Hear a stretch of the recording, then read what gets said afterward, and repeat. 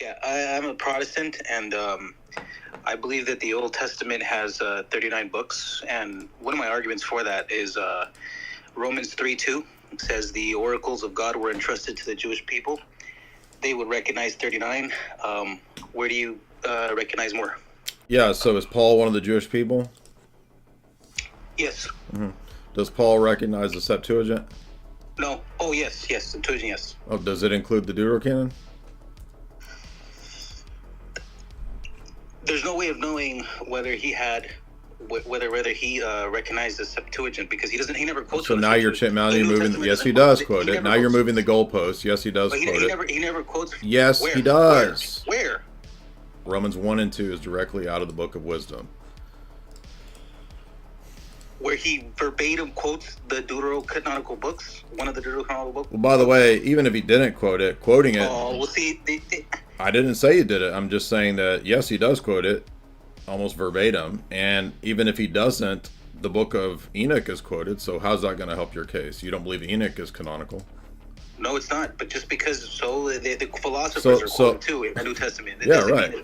Right. So that doesn't help us either way. That doesn't tell us anything whether it's quoted or not. But he does quote the book of wisdom. And by the way, you can look up dozens of quotes and references to the deuterocanonical texts in the New Testament. You're not aware of this? You know about Hebrews 11 talking about the women who accepted martyrdom? That's from the book of Maccabees. It's not a quote from the book of Maccabees. Oh, so now you've moved the goalpost again, that even though it says the story is true, it has to now be a specific line-by-line quote, even though I told you that wisdom is quoted by Paul. Wisdom, Romans 1 and 2 is from wisdom. You didn't know that? You're saying it's from wisdom, but then if I ask you where does it quote it, you're saying, well, does it need to quote it? I didn't say that. I said it does quote it, and then I said, but even if it didn't, it wouldn't help your case. That's two different arguments. Well, which one is it? Is it not, or is it? You can't follow two different hypotheticals at the same time? What are you laughing at? I said he does quote it. This is hilarious. I said he did quote it, and even if he didn't, it wouldn't help your case. That's two different arguments. You can't follow that? Okay, what verse does he quote? Romans 1:18-25 is directly parallel to Wisdom 13:1-10. It's directly paralleled. Mm-hmm. It doesn't quote it. Well, now wait a minute. Now you've moved the goalposts. I've not moved. If the book of Enoch is quoted and it's not canonical, then how is quoting it going to prove your case? It's quoting a tradition. Oh, but wait a minute. That apparently was true, but that doesn't mean that the whole. Yeah, so it doesn't help your case, does it? It helps my case that the book, the deuterocanonical books, well, you would call them deuterocanonical, those books are never quoted from verbatim. So now you've moved the goalpost that it has to be a verbatim quote.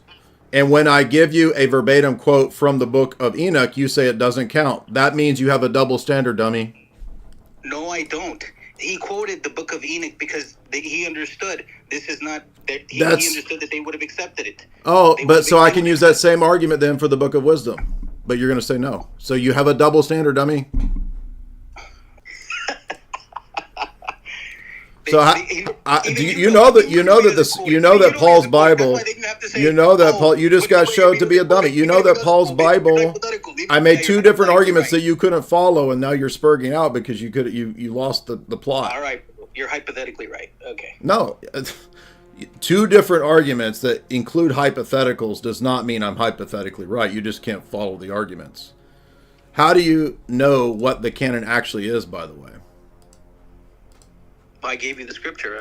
No. I want to know how you know the Protestant canon is correct in toto. Well, I believe in two closings of canons. The Old Testament canon closed with the intertestamental during the intertestamental. How do we know that that's what's true binding for the rest of church history? On what basis? According to Romans 3:2. Romans 3:2 doesn't tell you the canon. How do you know that the canon that Romans 3 is talking about isn't the Septuagint that includes the Deuterocanon that Paul accepted? I don't know that Paul accepted the deuterocanonical books. What does Paul... Hold on. What does Paul cite in his New Testament writings almost exclusively? What text for the Old Testament? The Septuagint, 39 books. Of No, the Septuagint includes the Deuterocanon. Yeah, but he doesn't record. Yes, he does. I already gave you an example. You have 11 verses that are directly parallel. Okay. And now you've moved the goalpost again that it has to be a direct quotation. And so when I tell you that the book of Jude is a direct quotation, you say it doesn't count. So that's a double standard. It's not a double standard. Are you this slow? Are you serious? You said it's not a direct quotation. And then when I use the book of Enoch, you say it doesn't count. It's a direct quotation, right? Again, you're hypothetically right. It's not a hypothetical. It's a direct argument. You don't accept the book of Enoch. That's a tu quoque fallacy. Tell me, why are you doing a tu quoque fallacy now that you're pinned down? Why do you accept the book of Enoch? I don't accept the book of Enoch. It's quoted in the New Testament. I didn't make the argument that it has to be quoted. That's your argument, dummy. What's your... See, you can't follow with a consistent position. What is the basis for knowing the canon is only what the Christ-rejecting Masoretic text Jews say? What's your argument for that? Christ-rejecting Masoretic text. Wow. You didn't know this? You didn't know that? Justin Martyr makes this argument. You didn't know that? No, but of course... The apostles used the Septuagint 95% of the time. It includes the Deuterocanon. So Paul's Bible had the Deuterocanon in it. That's what I'm trying to tell you.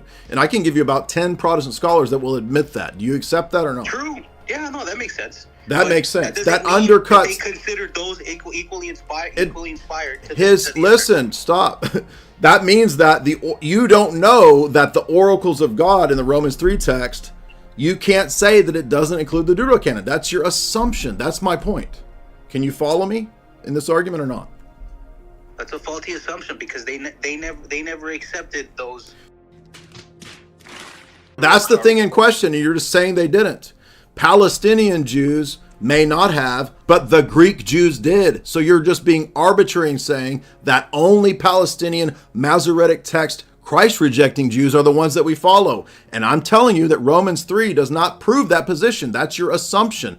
And I gave you an example from Paul's Bible having the Deuterocanon in it. And you say that doesn't prove it. But your argument is not proven yet. That's the point. How do you know that Romans 3 is talking about the Palestinian Masoretic Jews and not Paul and Alexandrian Greek Jews? Because they're the ones who translated the Old Testament. The Septuagint are the Greek Jews that translate the Old Testament. Right.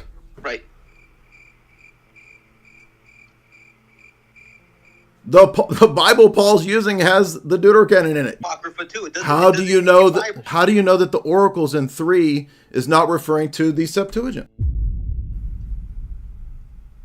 Well, you're right. How do you know? How do you know? I'm assuming that. You're right. Exactly. So your original argument fails. Oh my gosh. All right. You're hypothetically right about it. Quoting. It's not hypothetical. It's just demonstrating. It's just demonstrating. Even if you did it, you're still right. It's just demonstrating that the argument is a double standard. Good God. I think the people have heard enough. Yeah, you had no argument, and it was all based on a presupposition that you can't prove. Good job, man. It took a freaking 20 minutes to get you to admit and see the basic point that I was making. And but I at least give that guy credit for admitting it. So credit to that guy, because most of them don't. So again, notice that the point was that Romans 3, this is a classic Protestant text, right? Protestants love this Romans passage because they think it proves the thing in question. What advantage has a Jew? What is the proof of circumcision? Much in every way, chiefly because to them were committed the oracles of God.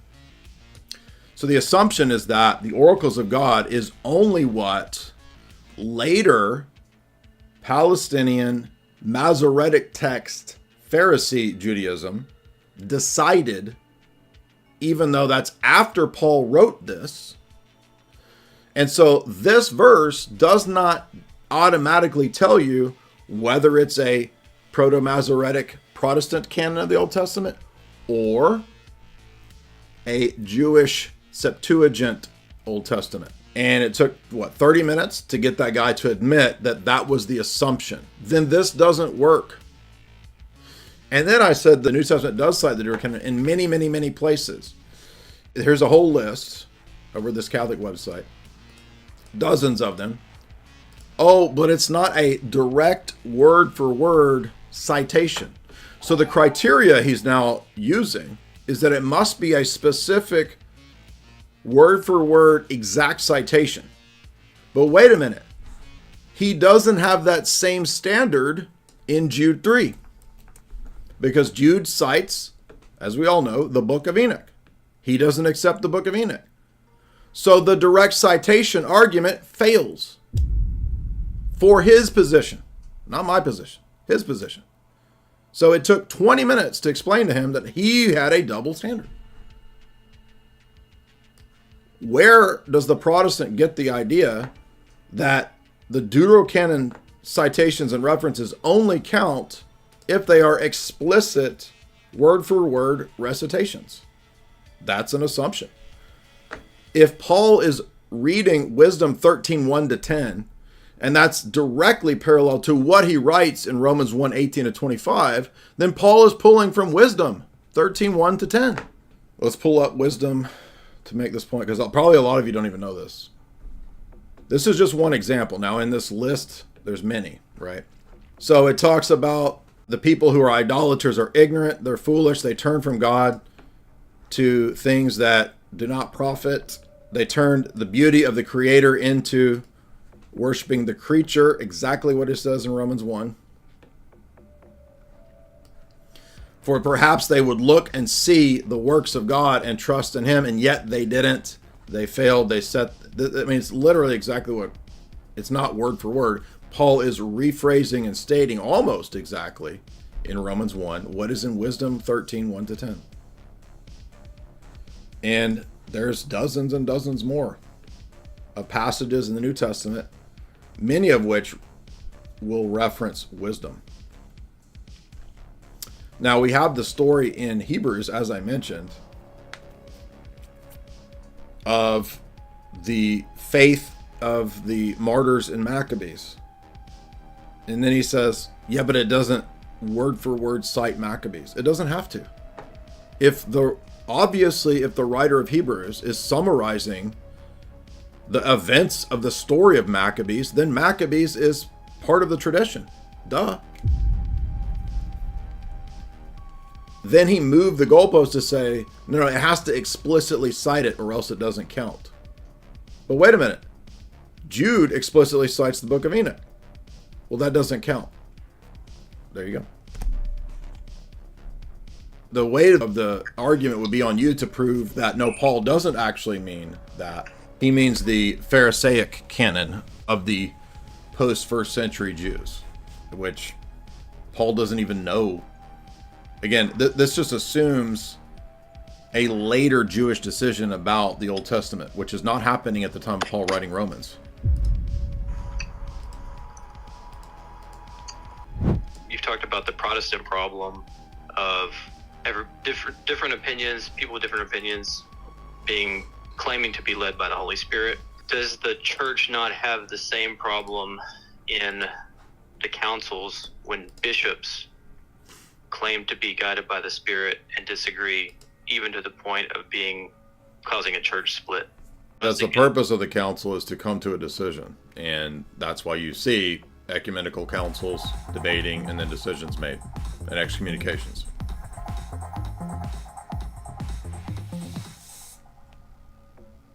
I guess so. You would trace it back to, at that point, you're trying to determine which position is correct. So I guess at that point, the promise is no longer valid for the people that reasoned incorrectly. The promise is to the collective universal church, and the ecumenical councils, when they come together, they're not going to mess up. So yes, some person and persons will be wrong between an either or in a debate. Either Arius is wrong or Athanasius is wrong. One of the two has to be right. The promise is not to error, right? The promise is to those who are faithful and are correct. So you're confusing, I think, individual certitude with normative authority to excommunicate the people that are in the wrong and persist in that error. So no, the promise is not that you can't ever leave the church or fall into error. The promise is that the universal Catholic Orthodox Church will never fall away in a holistic sense. There will always be an episcopate, a bishopric, that will not fall away.